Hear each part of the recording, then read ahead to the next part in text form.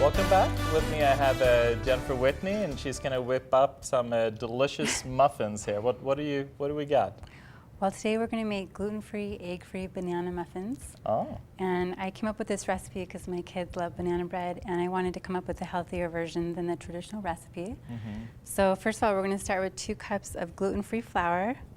And as many of you know out there, gluten is a big issue. So to be able to find something that's good for your kids that they like, and that's not inflammatory to the guts, that's great. Yeah, and my kids love these, so they often take them in their lunches in the morning. And we're going to put 2 teaspoons of baking powder, and then 2 teaspoons of baking soda.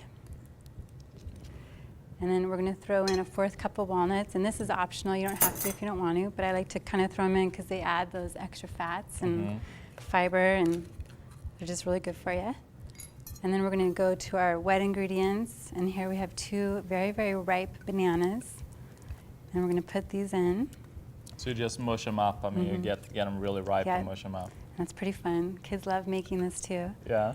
And then we're going to do 2/3 of grade B maple syrup, and this is the only sweetener in this recipe. So it's much healthier than regular sugar. And grade B maple syrup has a lot of minerals and vitamins. And so we're not talking about that fake maple syrup that you buy. This is real maple syrup. This is the real stuff. Loaded with nutrition. And then we're going to do a 1/2 cup of coconut oil. We're going to put that in here, which just adds even more nutrition because it's very good for you, good for your heart, and antifungal, antibacterial. And then we're going to go ahead and put in 2/3 cup of milk kefir. And you can use coconut milk kefir or regular milk kefir. And you can also use milk if you want, but I like to put the kefir in because this really adds a lot of probiotics and enzymes.